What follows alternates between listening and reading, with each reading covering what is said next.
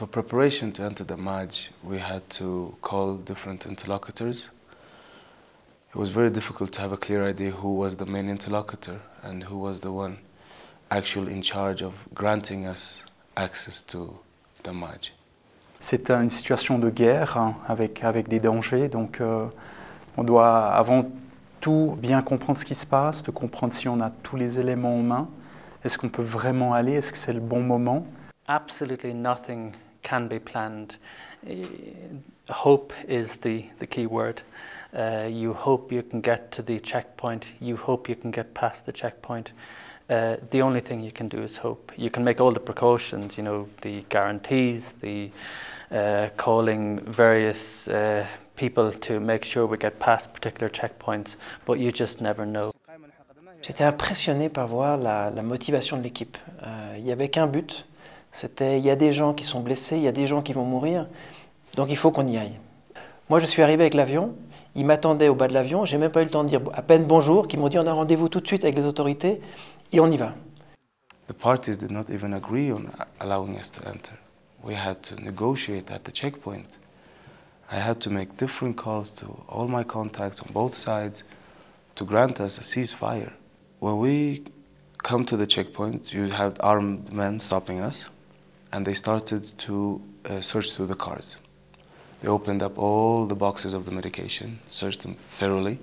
Déjà, une fois qu'on a passé le checkpoint, les tirs ont repris. Et on était à une situation où de faire demi-tour ou de continuer, ça revenait au même en termes d'être exposé à ces tirs-là. On a décidé de continuer.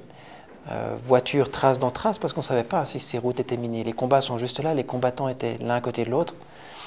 Et effectivement, de tout d'un coup, découvrir ce village au milieu d'une grande plaine entourée de montagnes. Et on avait parlé tellement de ce damage, effectivement de la voir pour la première fois, ça a été émotionnel, se dire finalement, on va arriver à ce lieu-là et j'espère qu'on va pouvoir mener notre action humanitaire. Alors quand nous arrivons à Damaj, nous rencontrons les personnes du lieu et nous avons une discussion avec un certain nombre d'étudiants. Donc les gens commencent à sortir des maisons et se réunissent sur le parvis à côté de la mosquée. Et donc on sent un certain espoir revivre pour les gens de nous voir et de venir nous parler. Et à ce moment-là, on ne comprend pas exactement ce qu'il est en train de se passer. On entend un sifflement en fait. Et on comprend assez rapidement qu'une personne est touchée à la tête, hein, toute proche de nous en fait, à quelques mètres du chef de délégation. For me, it looks like I was doing a movie because like a movie in the war, in the conflict, sometimes you see when someone was injured or shot by something and some people may running and taking out. So I got confused a bit. On voit les gens courir, donc on fait la même chose. Je me mets à couvert avec le reste de mon équipe et puis la place se vide en fait en quelques secondes. Imaginez, c'est un peu surréaliste. Des fois, on voit ça peut-être dans des films. Ça tire, il y a énormément de tension, mais on a l'impression que tout se passe un petit peu en slow motion. Chacun fait son travail. On savait exactement, chacun d'entre nous, qu'est-ce qu'on devait faire, aussi bien aussi des gens de Damaj. Et ça nous a permis de travailler sans aucun stress, sans aucun cri, sans aucune gens qui essayaient de rentrer dans les véhicules, etc. Chacun a accepté le fait qu'on n'a que 5 véhicules, qu'on peut prendre qu'un nombre limité de personnes blessées et qu'on espère pouvoir revenir. Mais pour l'instant, on doit donner priorité aux personnes les plus gravement blessées.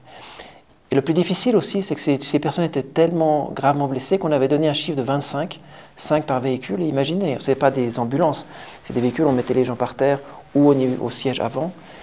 On avait dit 25 personnes, sur 25 personnes sont arrivées vers les véhicules. Et finalement, pour la gravité des blessures et qu'on ne pouvait pas mettre ou trop serrer les gens, il y en a 2 qu'on a dû dire, écoutez, désolé, mais ce n'est pas pour cette fois. كان أمعاءه خارجة عنه ولم يستطيع الفريق الجراحي في دمج ولا أنا أن أفعل له شيء لأنه أصبح كان يقال بأنه أصبحوا الأعضاء متقرحة أو صارت غرغرينة في الأعضاء وكان يصرخ صراخ أنا لا زال عندما تدخلي دماغ أتذكر هذا الصراخ وطلب مني رئيس البعثة أن أعمل شيء واعتذرت له، قلت هذا يحتاج إلى تدخل جراحي سريع ولا يستطيع أي مهدئات في الكون أن تسكته. So the ones I had in my car were the most critical. So not only that I had medicine to drive in, I had now to drive out with the most critical wounded. A person who's never driven a 4x4 now has the responsibility of 8 most critical wounded. Ouais, cette fameuse route, je la connaissais pour l'avoir fait pour le trajet aller.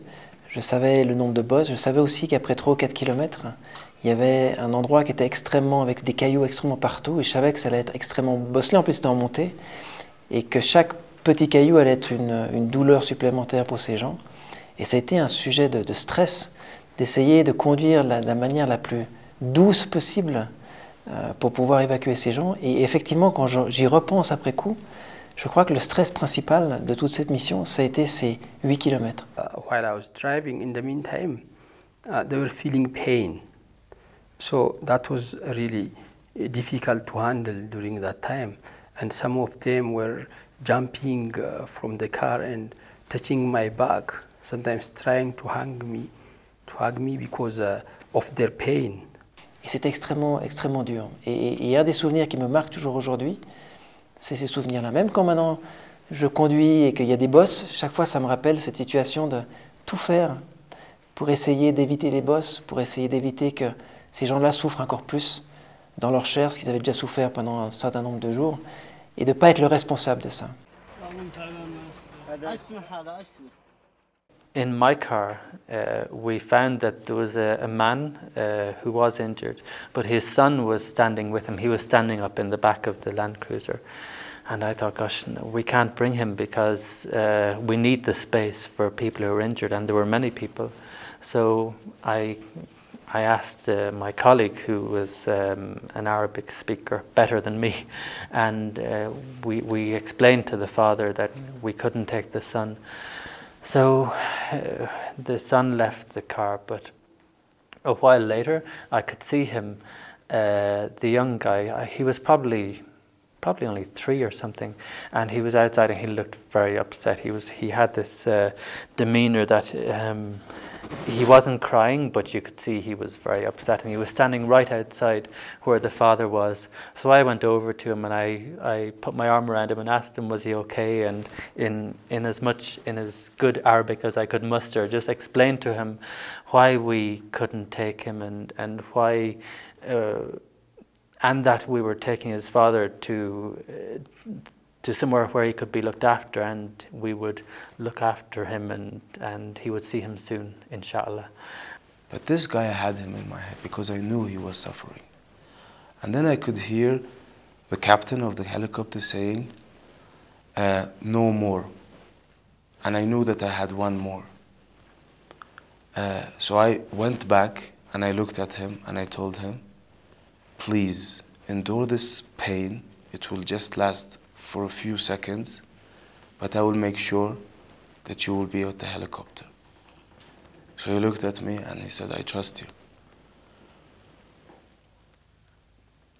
And I took him and I carried him and I went in and I had to shove myself into the crowd, and the captain really denied me at the beginning. But I forced myself and I made sure that he would be at the helicopter. So he sat down, and as I always tell my patients, good luck and I hope it will be fine. So I turned around to say the same. He took my forehead and he kissed me.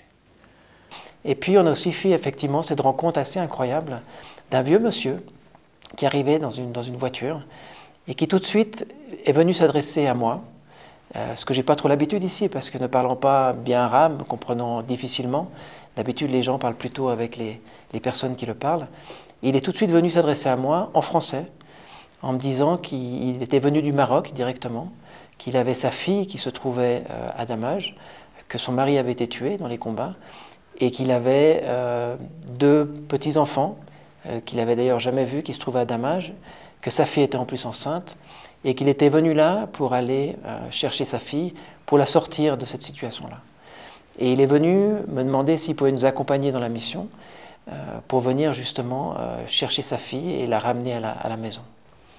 Et je lui ai expliqué que la première priorité, ce n'était pas pour cette mission-là sa fille. On avait des blessés extrêmement graves, on avait des moyens très limités, on n'avait que 5 véhicules pour pouvoir nous rendre à Damaj. Donc on allait se focaliser essentiellement sur les blessés et qu'on ne pourrait pas ramener sa fille. Et à ce moment-là, il a commencé à pleurer. Il m'a dit d'une manière très déterminée, « Bon, si c'est comme ça, je pars à pied. » Et il a fait, il a commencé à prendre la direction de passer le checkpoint pour se rendre à Damaj, où il y avait des tirs, il y avait des explosions, il n'y avait vraiment aucun cessez-le-feu à ce moment-là. Et je lui ai dit, mais ne va pas, tu vas te faire tuer dans les 100 prochains mètres. Il m'a dit, c'est pas grave. Soit je vais chercher ma fille, soit je préfère mourir. Et là, on a eu cette discussion assez très émouvante, où je lui ai dit, mais quand on regarde tout le trajet que tu as fait jusqu'à là, ta fille sait que tu es à Sada, tu ne vas pas être utile mort. Attends, sois patient, et ta fille, elle a besoin de toi. Son mari est mort, elle a besoin de toi. Donc sois patient, mais on va trouver une solution. Et à ce moment-là, il m'est tombé dans les bras, il s'est mis à pleurer, il m'a vraiment serré extrêmement fort.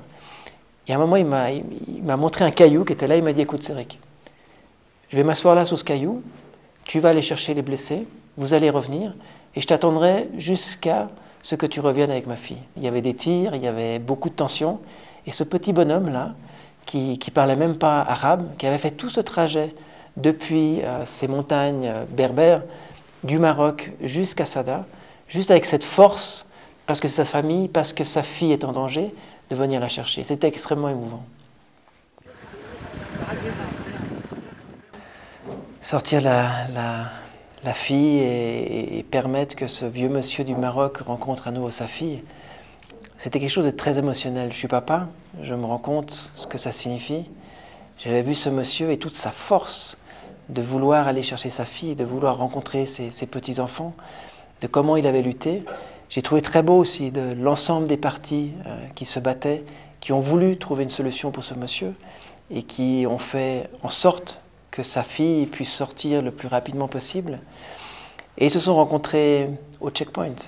Imaginez ce vieux monsieur assis sur sa pierre qui a attendu, et qui finalement voit sa fille pour la première fois depuis plusieurs années, qui voit ses petits-enfants pour la première fois.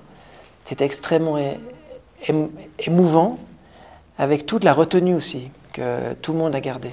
C'était quelque chose d'humain qui nous liait. Il m'a invité chez lui, il m'a dit... il a essayé de me décrire où il habitait, au milieu des montagnes, au Maroc. Il m'a dit, tu prends le virage à droite et à gauche et on se retrouve.